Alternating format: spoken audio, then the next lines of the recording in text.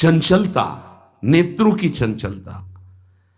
भगवत चर्चा हो रही तो हो सकता है शब्द ना सुन पाओ, लेकिन विषय चर्चा हो रही है तो आप 10-5 हाथ दूर होगे तो भी श्रवणेंद्री पकड़ लेगी क्या बातें हो रही। निंदा, स्तुति, विषय चर्चा। इंद्रियों को शासन में रखो, इंद्रियों को वश में करो, क्योंकि ये ज्ञान विज्ञान का नाश करने वाले महापापी काम इन्हीं के वशीभूत होकर तुम्हें नष्ट करते। मार डाल इस पापी को। भगवान कहे पाप मानम प्रजहेनम ज्ञान विज्ञान नाशनम, मार इस काम को नष्ट कर।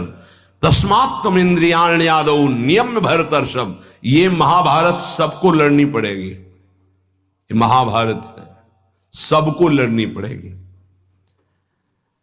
अगर आपको अपने स्वराज्य सिंहासन पर बैठना है, मुक्त होना है, तो ये युद्ध स्वीकार करना पड़ेगा, ये चुनौती स्वीकार करनी पड़ेगी। भगवान कह रहे इंद्रियों को वश में कर, ज्ञान विज्ञान का नाश करने वाले इस महापापी काम को अवश्य बलपूर्वक मार। भगवान आदेश कर रहे हैं पाप मानम प्रजहेनम ज्ञान विज्ञान नाशनम, तस्मात् तुम इंद्रियाण्यादौ नियम भरतर्षभ। इसलिए पहले इंद्रियों को काबू करो, रसेंद्रिय से शुरू करो, मुख्य द्वार। ये ज्यादा रजोगुणी भोजन पाने पर चंचल होती, जब ये चंचल होती तो हर इंद्रियों में चंचलता। इसको संभालो, उचित आहार, सात्विक आहार, कम स्वाद वाला आहार, बच जाओगे।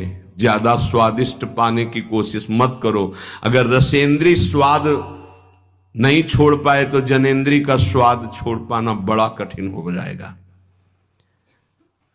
इंद्रियों को विषयों में संयोग मत होने दो, भोग बुद्धि से प्रवृत्त ना करो। केवल जीवन निर्वाह बुद्धि से प्राण पोषण के लिए पहले यहीं से शुरुआत करो, रसेंद्री से। प्राण पोषण के लिए अन्न जा रहा है, स्वाद के लिए नहीं। आप नहीं हो भोक्ता, ये रसेंद्री का है। इतनी जबान में रखी गई पूरी बात, यहां के नीचे कोई मतलब नहीं है क्या जा रहा है, इससे यहां कोई स्वाद नहीं। बस ये 2 अंगुल 3 अंगुल का खेल है। इसे क्या गुलाब जामुन है या क्या, बस ये जहां अंदर गए ना तो फिर और कुछ मांगे होने लगेंगी। रसेंद्री से स्वाद।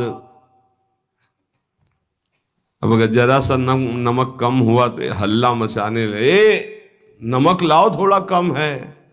भैया किसके लिए, किसके लिए स्वाद बना। कभी कभी तो मनाओ कि नमक डालना भूल जाए, फिर देखे कैसा लगता है। कभी कभी बिना स्वाद के भी भोजन पाना चाहिए।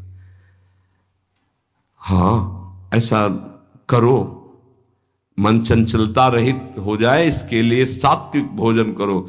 अच्छे अच्छे पदार्थ इसको दिखा दो।